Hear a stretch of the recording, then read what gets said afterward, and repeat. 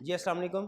Cab 7 आज के lecture का आगाज़ करते हैं। Lecture number 19। आज के लेक्चर में एज यूजुअल 2 हिस्सों में लेक्चर होगा। पहले हिस्से में हम डिस्कस करेंगे होम असाइनमेंट को और दूसरे हिस्से में फिर नए कंसेप्ट्स को। पहले बताइए होम असाइनमेंट्स कितने स्टूडेंट्स ने किए, हाथ उठाइए ज़रा।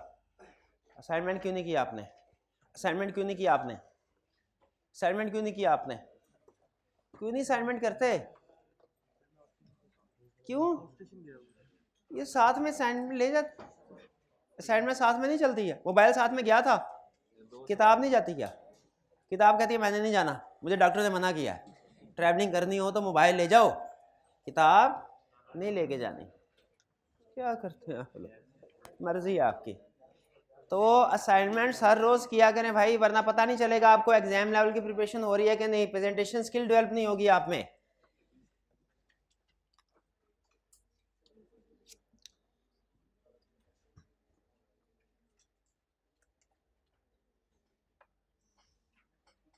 जी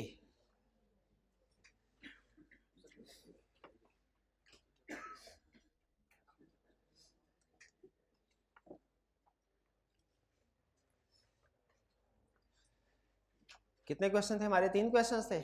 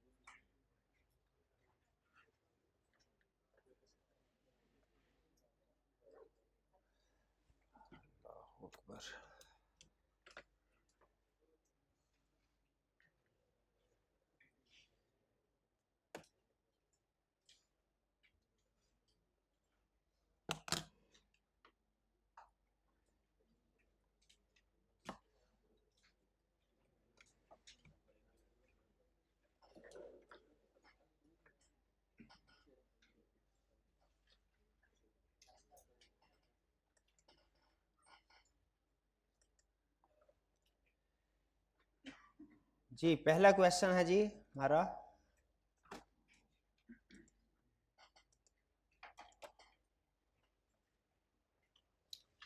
क्वेश्चन 3।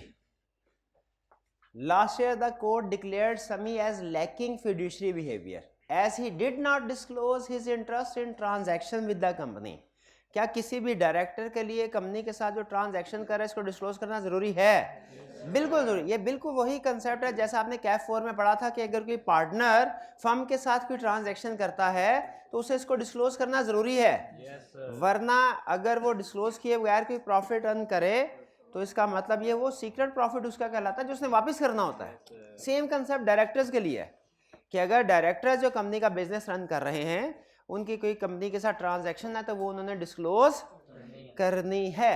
अगर डिस्क्लोज नहीं करता तो हम इसे क्या कहते हैं? ये लैक्स फिड्यूशियरी। ये छुप छुपा के कंपनी से पर्सनल गेन कर रहा है, ठीक है। ये कंपनी के बेस्ट इंटरेस्ट में काम नहीं कर रहा बल्कि पर्सनल बेस्ट इंटरेस्ट में काम कर रहा है, उसे कहते हैं lacking fiduciary behaviour. Lacking fiduciary behaviour कितने अरसे के लिए ऐसा बंदा डिस्क्वालीफाइड होता है? 5। और इमोरलिटी वाला उसमें टाइम पीरियड नहीं था, याद है आपको? ये लेसन भी दिया था मैंने कि टाइम पीरियड के साथ याद करना है। कह रहा है ABC limited in which he was a director this year Sami is considering to join XYZ limited as director.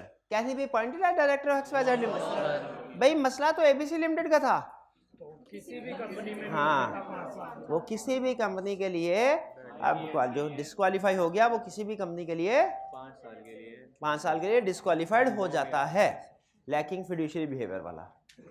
तो जाहिर है अब जो पर्सन फॉर एग्जांपल माइनर है वो क्या किसी एक कंपनी के लिए डिस्क्वालीफाइड होगा कि सबके लिए? सबके लिए। अगर स्पाउस ब्रोकर है तो वो किसी एक लिस्टेड कंपनी के लिए डिस्क्वालीफाइड है कि सबके लिए? जो बैंकरप्ट है एक कंपनी के लिए डिस्क्वालीफाइड है कि सबके लिए? जो डिफॉल्टर है वो सिर्फ लिस्टेड कंपनी के लिए डिस्क्वालीफाइड है सबके लिए? वो सिर्फ लिस्टेड कंपनी के लिए डिस्क्वालीफाइड है, डिफॉल्टर। ठीक है, कुछ स्टूडेंट ने पिक कर लिया, कुछ नहीं कर सके। डिफॉल्टर सिर्फ, लेकिन वो हर लिस्टेड कंपनी के लिए डिस्क्वालीफाइड है। तो इसीलिए वो XYZ लिमिटेड का भी समी भाईजान XYZ लिमिटेड के डायरेक्टर अपॉइंट नहीं हो सकते।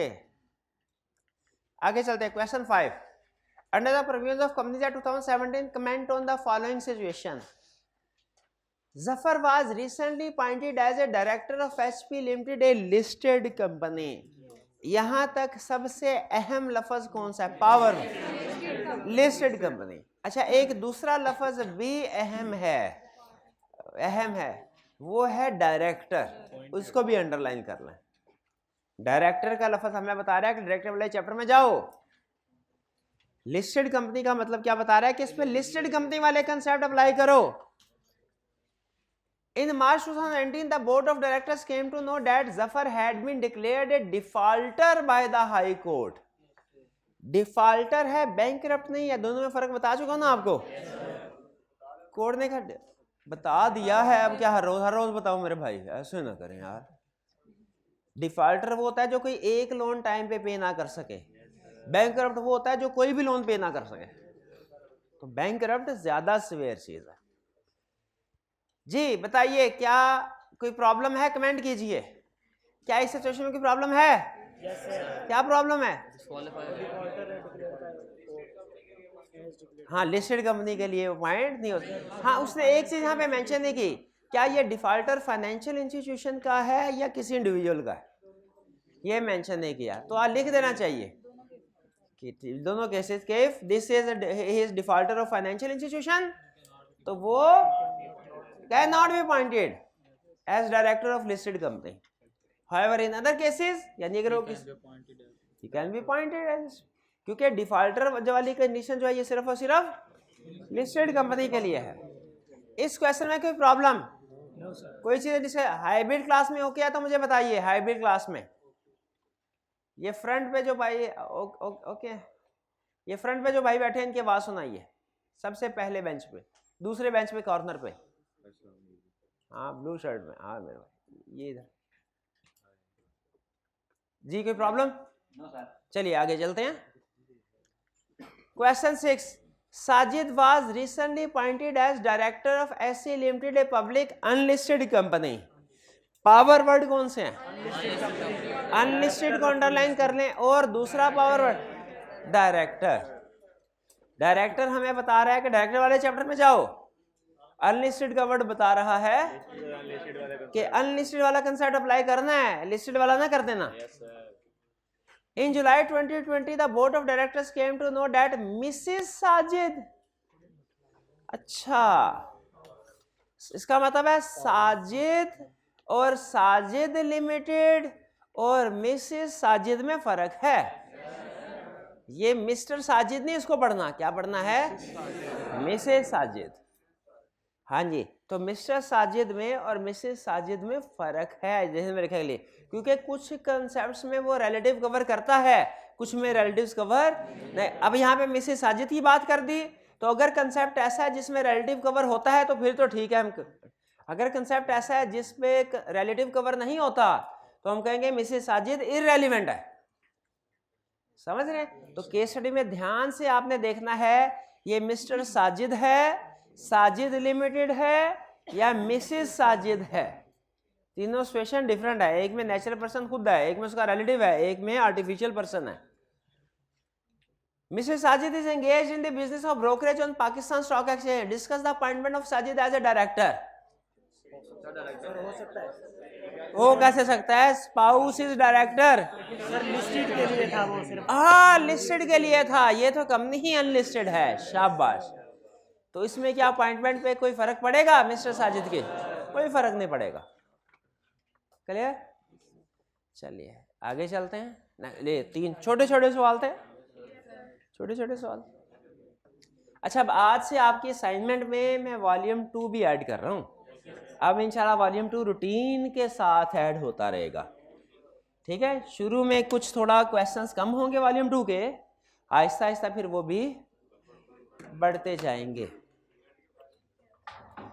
चलिए लेक्चर का ये हिस्सा यहाँ पे ख़त्म करते हैं।